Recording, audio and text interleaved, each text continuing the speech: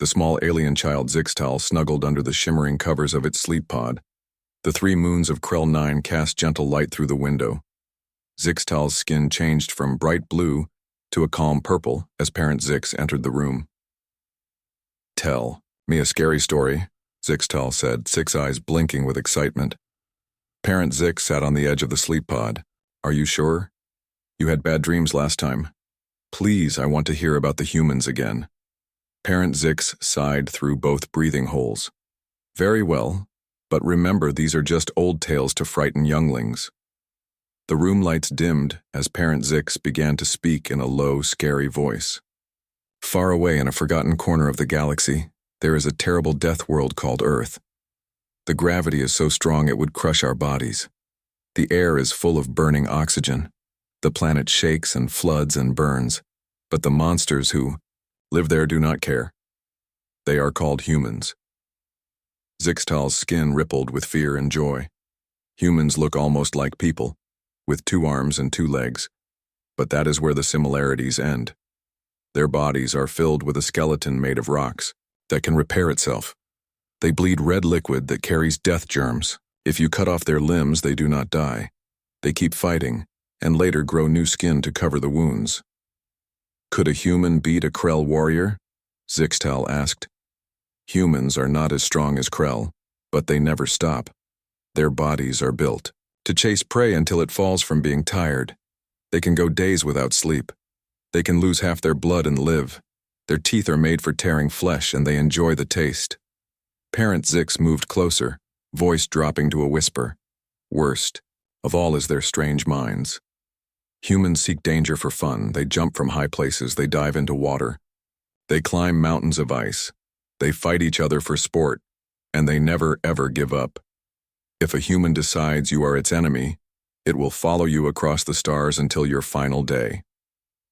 Zixtal pulled the covers up. "Are they real? Did anyone ever see one?" Parent Zix laughed, skin turning orange with amusement. "No, young one. Humans are just tales. The galaxy is too big and their world too primitive. They likely destroyed themselves long ago. Now sleep well." As Parent Zix left, Zixtal stared at the moons. In the dark, it was easy to imagine humans lurking in the shadows, waiting with their hard bones and red blood and never-stopping hearts. At the same time, across the galaxy, Kathy Powell zipped up her flight suit and looked at her reflection in the mirror. Her short brown hair was neatly trimmed according to space mission regulations. At 42, she had a few lines around her eyes from years of flying and training, but her gaze held steady determination. The room around her was small but efficient, like everything else on the NASA base. Today marked the end of 5 years of secret preparation. Today, humanity would take its first real step into the stars. A knock at the door was followed by Jack Lawson's voice. "Commander Powell, the final briefing starts in 10 minutes. "I'll be right there," she called back. Kathy took one last look at herself. The patch on her shoulder showed Earth rising behind a sleek spacecraft with the words Horizon Mission curved above it. Below, smaller letters read, First Contact Initiative. Only 100 people on the planet knew what those words truly meant. The briefing room was already full when she arrived. Jack Lawson, the pilot, was reviewing flight calculations on his tablet. His fingers moved quickly across the screen, his face serious. At 35, he had broken 3 speed records in experimental aircraft. Beside him sat Olivia Martinez, the engineer whose work on the new engines had made this mission possible. Her curly black hair was pulled back in a practical ponytail, and she was arguing with Frank Delgado about weight distributions. Frank, the military advisor, was built like a tank and spoke with his hands. "If we encounter hostiles, we need more defensive capability. And if we add more weight, we might not reach the target system at all," Olivia replied. Peter Kim, the mission's diplomat and language expert, was the quietest person in the room. He sat reviewing alien transmission patterns that had been secretly collected over the past decade.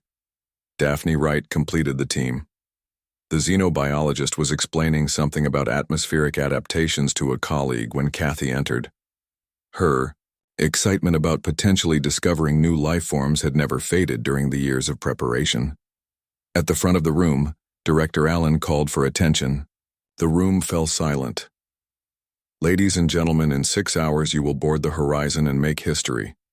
For almost 15 years we have known we are not alone in the universe. The signals we intercepted have given us enough information to prepare, but not enough to know what awaits you." He clicked a button, and the screen showed a map of nearby star systems, with one highlighted in red. The TRAPPIST system shows signs of advanced civilization and appears to be a hub of activity. Your mission is to observe, gather intelligence, and make contact only if the circumstances are favorable. The world knows this as a scientific mission to test the new drive system. Only those in this room know the full truth. Kathy stood up when invited to speak. "We've trained for every scenario we could imagine," she said to her crew. "But we're likely to face situations we never expected. Our advantage is that no one out there knows humans exist.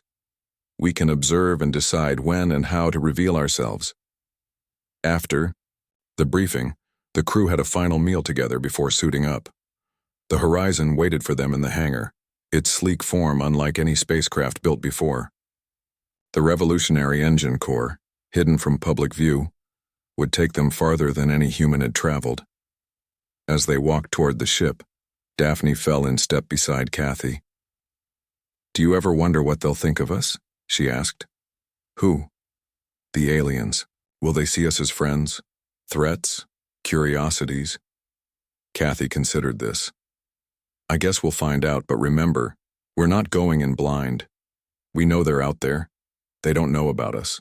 Little did they know that across the galaxy, children like Zixtal were being frightened by bedtime stories about creatures exactly like them.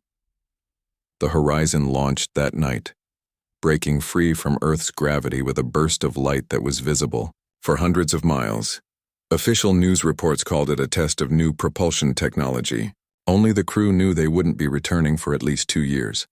As Earth shrank to a blue dot behind them, Kathy Powell looked at her team. Each face showed a mixture of fear and wonder.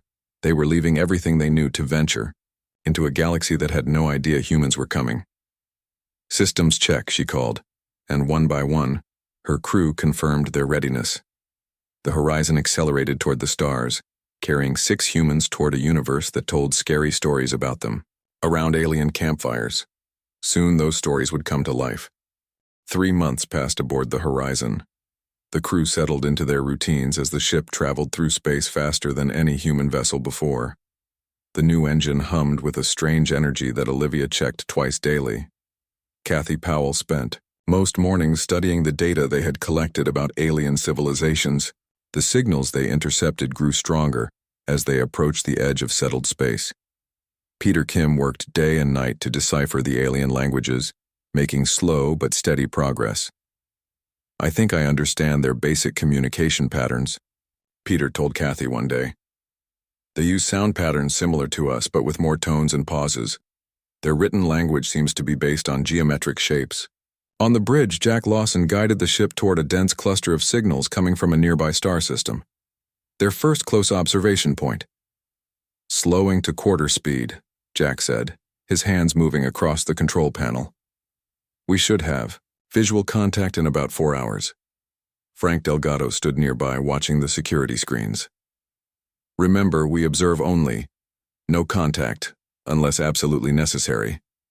Daphne could barely contain her excitement.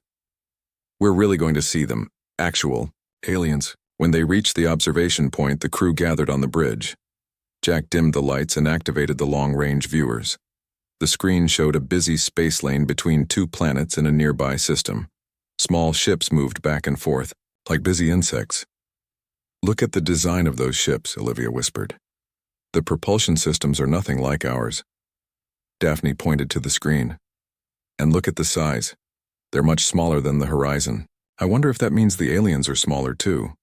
For 2 weeks they observed from a safe distance. They recorded hundreds of hours of transmissions and took thousands of images. The crew worked in shifts, making sure someone was always monitoring the alien activities.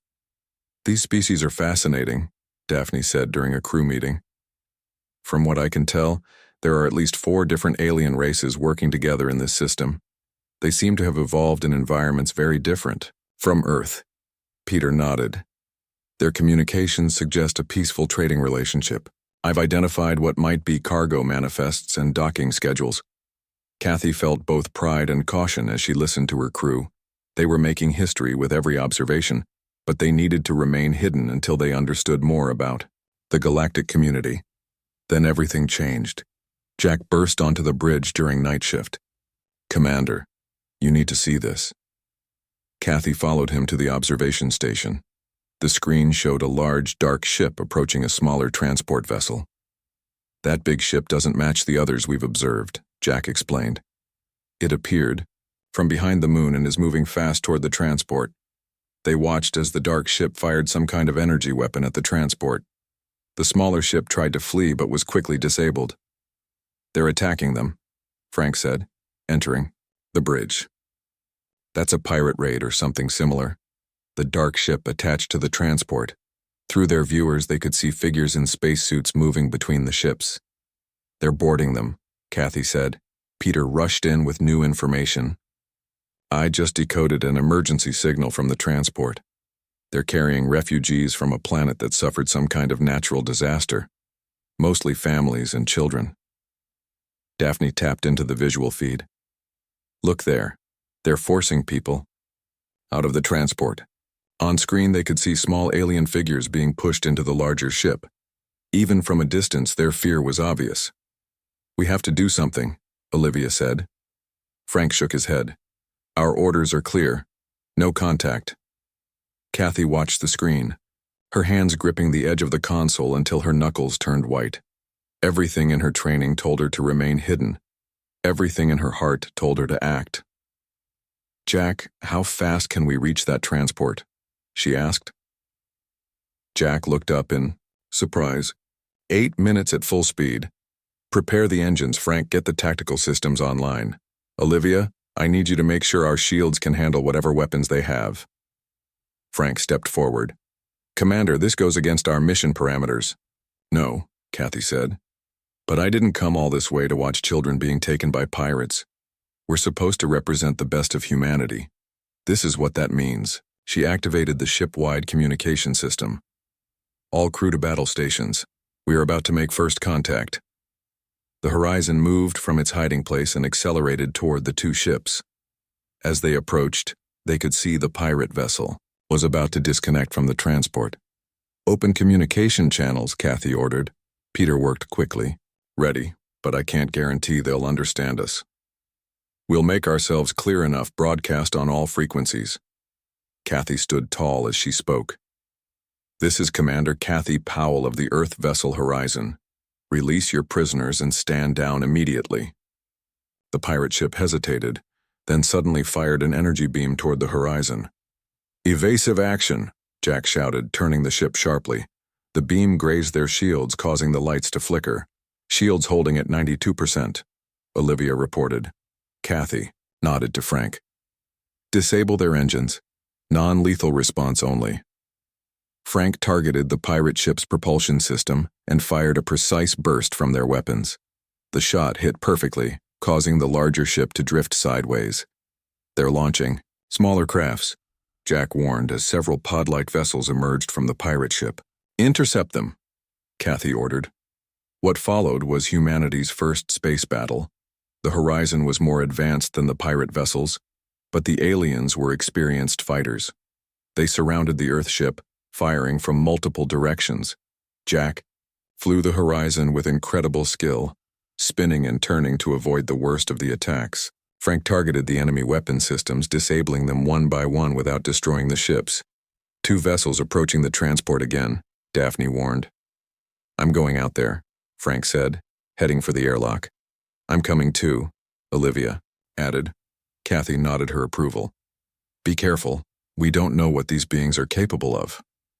Frank and Olivia put on their spacesuits and launched toward the transport in a small shuttle. As they approached, they could see through the transport's windows. The aliens inside were small, with delicate limbs and large eyes. They pressed against the glass, staring in wonder at the human vessel. When Frank and Olivia entered the transport, they came face to face with the pirates.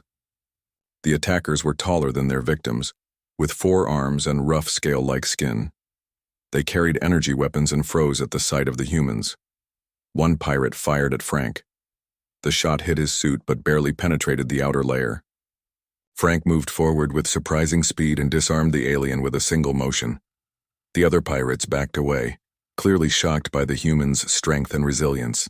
Within minutes, Frank and Olivia had secured the transport and returned the captured refugees. When they returned to the horizon, the pirate vessels were retreating. The message had been sent. A new species had entered galactic space, and they were not to be taken lightly. Back on the bridge, Kathy looked at the transport ship. The aliens inside were sending messages rapidly. "What are they saying?" she asked Peter. He listened through his headset, his expression growing more concerned. "They're grateful, but also terrified. They keep using a word that translates roughly as the strong ones from nightmare stories. I think they already know about humans, or at least they have stories about beings like us." Kathy looked out at the stars. "Well, now they know we're real. Let's hope we live up to the better parts of those stories." The horizon remained with the transport until help arrived, then withdrew to a safe distance. Their presence was now known. The mission had changed forever. News of the human ship spread quickly across the galaxy. The refugees told everyone about the strange bipeds who fought off pirates with ease.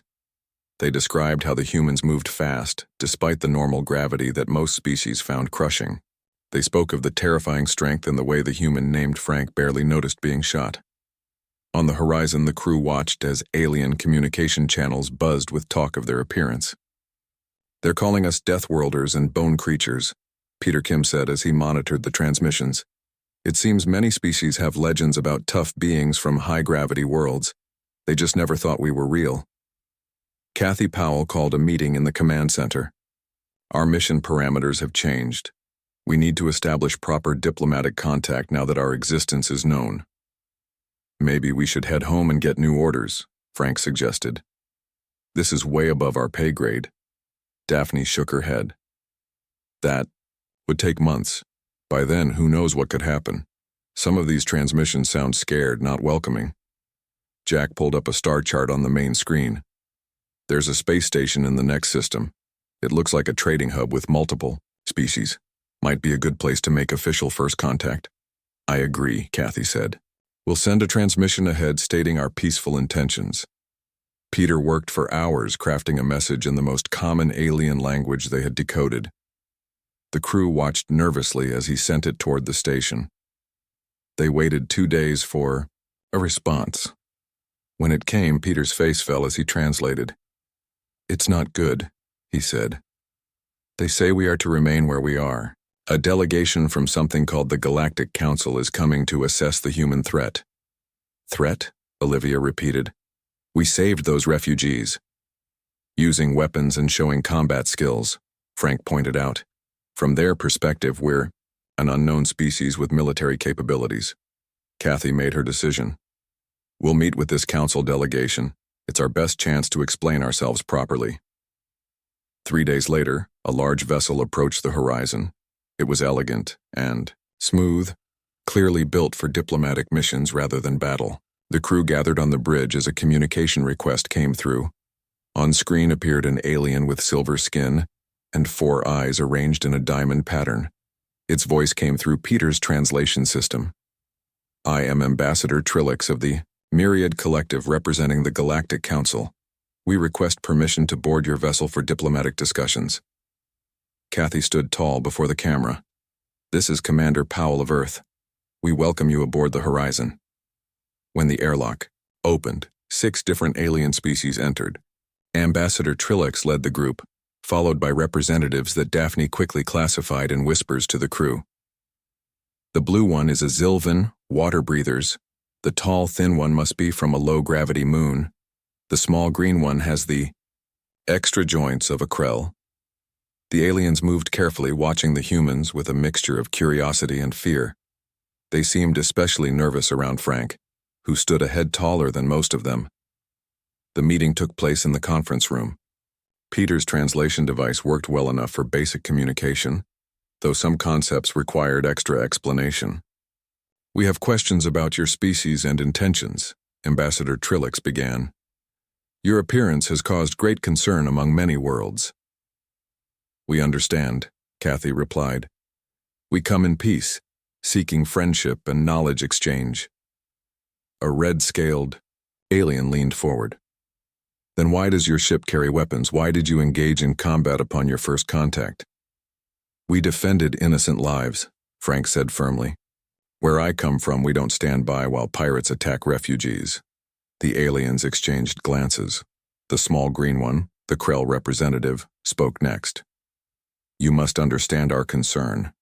Humans match the description of creatures from our ancient warning tales. Beings evolved on death worlds who can endure pain, continue fighting despite injuries, and possess aggressive instincts. Daphne joined the conversation. We've studied your biology from a distance. Many of you evolved in environments with few predators or environmental challenges. Earth shaped humans differently. We had to become adaptable and resilient. Which makes you dangerous, the red-scaled alien said. Only to those who threaten the innocent, Kathy countered. The meeting continued for hours. The humans showed videos of Earth, its cities, art, children playing. They explained human values and hopes for peaceful contact. Some aliens seemed to relax slightly, while others remained suspicious. As the delegation prepared to leave, Ambassador Trillix spoke privately with Kathy. Commander, I believe in peaceful coexistence, but others in the Council see humans as a potential threat that must be contained. A faction called the Vex Hegemony is particularly concerned. They control many worlds and have a powerful military. What are you saying? Kathy asked. Be careful. Your message of peace may not reach everyone as intended. After the delegation departed, the Horizon crew gathered again. I don't like this, Frank said. They're afraid of us based on stories and one incident where we stopped criminals. We need to make more positive impressions, Daphne suggested. Show them humans can be helpful. Peter looked troubled as he reviewed new transmissions. That might be difficult. Look at how our message is being shared. On screen, they saw alien news broadcasts. The footage of the Horizon had been edited to emphasize the weapons. Translations of their words twisted their meanings to sound more threatening. Someone is manipulating the narrative, Kathy realized. Suddenly, alarms blared throughout the ship. Jack rushed to the controls. 3 vessels approaching fast. They're charging weapons. Raise shields, Kathy ordered. Evasive maneuvers. The first blast hit before they could turn. The Horizon shuddered violently. Shields at 60%. Olivia shouted, That was a heavy hit. On screen, they saw 3 ships with angular, aggressive designs. Each bore markings different from the diplomatic vessel. Incoming transmission, Peter announced. A harsh voice filled the bridge. Human vessel. This is Commander Vex Corps of the Hegemony Defense Force. Your species has been deemed a Category 1 threat. Surrender for containment or be destroyed. Frank moved to the weapons controls. We can fight back. Kathy raised her hand. No, that's exactly what they want. She turned to Jack. Can we outrun them? Jack's fingers flew across the controls. The new drive should give us an advantage. I need 2 minutes to calculate a safe jump. Olivia, divert all non-essential power to shields and engines, Kathy ordered. Another blast rocked the ship. Sparks flew from a console. They're targeting our engines, Olivia reported. 40 seconds to jump capability, Jack said tensely. The ship shook again. Daphne was thrown to the floor but quickly got back up. Shields failing, Olivia warned. 20 seconds. Kathy opened a channel. Commander Vex Corps, we have no hostile intentions. We came in peace. Deathworlders always claim peace before conquest, came the reply. We have studied your encounter with the transport. Your combat abilities cannot be allowed to spread. 10 seconds. Another hit caused part of the ceiling to collapse. Frank pulled Peter out of the way just in time.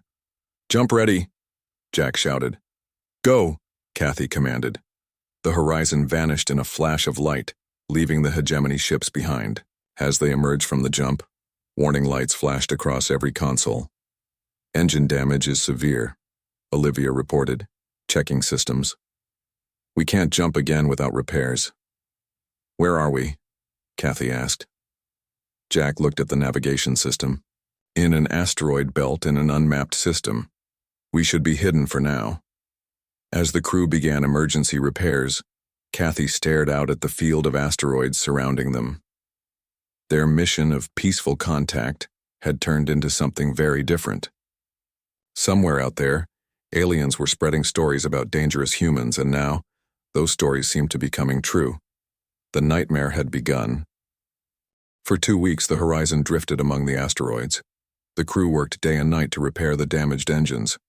Olivia led the repair efforts, her hands constantly covered in grease and burn marks from fixing wiring. How bad is it? Kathy asked, joining Olivia in the engine room. Olivia wiped sweat from her forehead. We can get basic movement, but another jump will be tricky. We need parts we don't have. Frank entered with a tablet showing sensor readings. We have another problem. I've detected mining operations on the far side of this asteroid belt. If they use deep scans, they might find us. Kathy gathered the crew for a meeting. Their situation was becoming more desperate by the day. We need to contact Earth, Jack said. Let them know what's happening out here. Peter shook his head. Any transmission we send could be detected. It would lead the hegemony right to us. And Earth is months away even at our top speed, Daphne added. We're on our own. As they discussed options, a proximity alarm sounded. Something was approaching the ship. Everyone rushed to battle stations, expecting the worst. On the view screen, they saw a small vessel weaving between asteroids, heading directly toward them. It's too small for a military craft, Frank observed. Single pilot design. They're hailing us, Peter said, surprised. Kathy nodded. Put it through. The screen flickered, and they found themselves staring at a human face. The man looked to be in his 50s, with a wild gray beard and tired eyes. Finally found you, the man said in perfect English. Been tracking your energy signature for days. Not easy in this belt. The crew stared in shock. You're human, Kathy said finally. The man laughed. Last time I checked, name's Greg Bishop, former astronaut, current reluctant alien abductee, and possibly the only other human in this part of the galaxy. After careful scans confirmed Greg was indeed human, they allowed him to dock his small craft with the Horizon. Frank met him at the airlock, weapon ready just in case. Greg stepped aboard and looked around with wonder. An actual Earth ship. Never thought I'd see one out here. In the conference room, Greg told his story. 10 years earlier, his small research vessel had been collected by alien scientists interested in studying Earth life. He had spent years being examined before escaping and making a life for himself on the fringes of galactic society. The aliens are fascinated by us, Greg explained. Our biology is completely different from most spacefaring species. We're stronger, faster, and more durable than almost anything out here. We've noticed, Frank said dryly. Greg leaned forward. You don't understand. Most species out here evolved in gentle environments. Low gravity, stable climates, few predators. Their bodies are efficient but fragile. Their societies developed through cooperation, not competition. And we came from a death world, Daphne said, understanding dawning. Exactly. Earth gravity alone would crush most alien bodies. Our atmosphere would burn their lungs. Our microbes would kill them. And then there's us. Beings who evolved to chase prey until exhaustion, who can heal from injuries that would be fatal to them, who develop tools specifically for warfare. Kathy frowned. But we've moved beyond that. We have art, music, medicine. Yes, but your first action in space was to engage in combat, Greg pointed out. You confirmed their worst fears. We were helping innocent people, Olivia protested. Greg nodded. I know. But to them, you displayed all the terrifying traits from their stories. Strength, speed, endurance, and a willingness to fight. The crew fell silent, understanding the magnitude of the misunderstanding. The Vex hegemony has been tracking your approach for months, Greg continued. They've been spreading fear about humans to justify military action, and now they're gathering a fleet. To do what? Jack asked. Greg's face darkened. To find Earth and quarantine it, or worse. We need to warn our planet, Kathy said immediately. And we need allies, Peter added. Not all species can agree with the hegemony's approach. Greg nodded. Ambassador Trillex might help. The myriad collective values diversity and peaceful solutions, but reaching them won't be easy. Over the next days, they worked with Greg to repair the Horizon, using parts from his smaller craft. He shared knowledge of nearby systems and safe routes. There's a neutral trading post 3 light-years from here, Greg showed them on the star chart. Trillex often stops there on diplomatic missions. With the engines partially repaired, they set course for the trading post. They traveled slowly, using asteroids and dust clouds for cover whenever possible. Upon reaching the trading station, they faced a new challenge: how to enter without being reported to the hegemony. I have contacts, Greg said. There's a service entrance used by maintenance workers. We can dock there if we pay the right price. Frank and Greg went ahead in Greg's small ship, securing their entry. Hours later, the Horizon docked at the hidden port, its human crew setting foot on an alien station for the first time. The trading post was a marvel of different environments. Some sections had higher gravity, others lower. Some areas were filled with water, others with strange gases. Transparent barriers separated the different zones. The humans wore breathers to avoid spreading Earth microbes as they moved through the station. Even so, aliens backed away when they passed, whispering to each other. They recognize what we are, Daphne said quietly. Good, Frank replied. Maybe they'll stay out of our way. Greg led them to a quiet section of the station where many diplomatic vessels docked. Trillex's ship should arrive within hours. We wait. While waiting, Peter monitored communication channels using Greg's access codes. His expression grew increasingly worried. The hegemony fleet is gathering. 20 warships so far. They can't possibly know where Earth is, Olivia said. Peter looked grim. They don't need to. They're tracking our ship's initial trajectory backward. They'll find the general direction, then follow any human signals they detect. Earth broadcasts all kinds of signals, Jack realized. Radio, television, internet. They're all traveling through space. Like a beacon, Kathy said softly. A commotion at the far end of the docking bay caught their attention. A sleek diplomatic vessel was arriving, Ambassador Trillex's ship. This is our chance, Kathy said. We need to convince Trillex to help us contact the full council. As they approached the diplomatic area, alarms suddenly blared throughout the station. Red lights flashed in every corridor. Emergency alert, said a calm voice in multiple languages. Hegemony vessels approaching. All ships prepare for inspection. Greg pulled them into a maintenance tunnel. They found us faster than I expected. Through a viewport, they could see 3 hegemony warships surrounding the station. Now what? Jack asked. Kathy looked at her crew, tired, far from home, but still determined. Then she looked at the diplomatic vessel where Ambassador Trillex was disembarking. Now we make our stand, she said. We show them that the nightmare they fear can also be their greatest ally.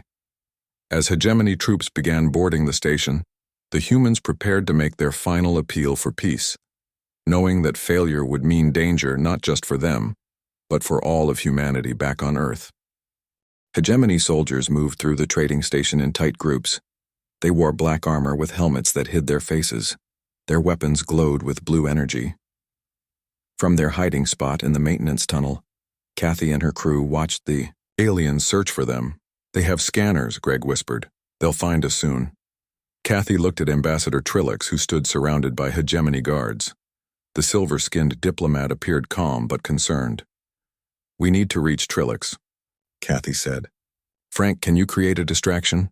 Frank nodded. Give me 5 minutes. As Frank slipped away through the service tunnels, Kathy turned to the others.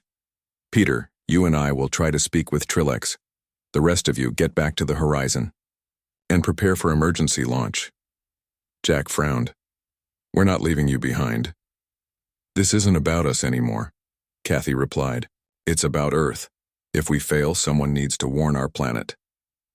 5 minutes later, alarms blared at the far end of the station. Lights flickered and emergency systems activated. The hegemony soldiers rushed toward the disturbance. "Now," Kathy signaled. She and Peter moved quickly toward Trillix, who now stood with fewer guards. The ambassador spotted them and did something unexpected. He waved his guards away. "Commander Powell," Trillix said as they approached. "I suspected you might be here." "We need your help," Kathy said without preamble. "The hegemony is preparing to attack our homeworld. Billions of innocent lives are at risk." Trillix's four eyes blinked in sequence. "I cannot stop the hegemony fleet directly. Their fear of humans has grown too strong." "Then help us address the council," Peter urged. "Let us explain ourselves properly." A loud explosion shook the station. Frank's distraction was working well. Perhaps too well. Trillix hesitated, then made a decision. "Follow me, quickly." The ambassador led them through private diplomatic corridors toward his ship. They were nearly there when Commander Vexcor stepped into their path. The hegemony commander was taller than Trillix, with dark green skin and black eyes. He wore an ornate uniform with medals across the chest. "Ambassador, step away from the humans," Vexcor ordered. "They are dangerous creatures." "They seek peaceful dialogue," Trillix replied. "The council should hear them." Vexcor drew his weapon. "The council has heard enough. The human homeworld will be contained for the safety of all." Kathy stepped forward. "Our world has done nothing to you." "Not yet," Vexcor said coldly. "But we have studied your broadcasts. Your history is full of war and violence. Your entertainment glorifies conflict. You are a threat to galactic peace." Before anyone could respond, a tremor ran through the station. Emergency lights flashed. "Station alert," came an automated voice. "Unidentified vessels approaching.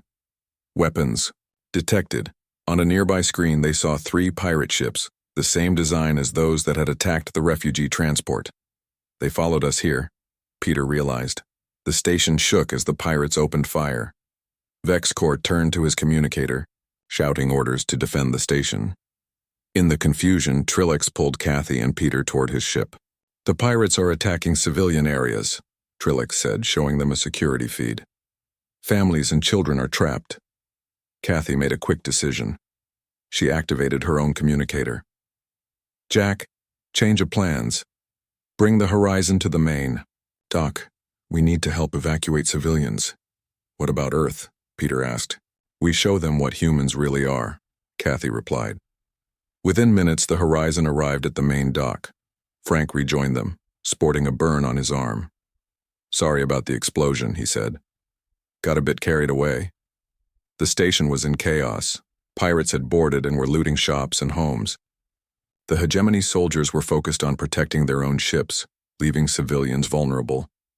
"Trillix, get your people to safety," Kathy ordered. "We'll handle the pirates." The human crew moved through the station, helping aliens of all species reach evacuation points. When pirates blocked the way, Frank and Olivia fought them off with strength that amazed the watching aliens.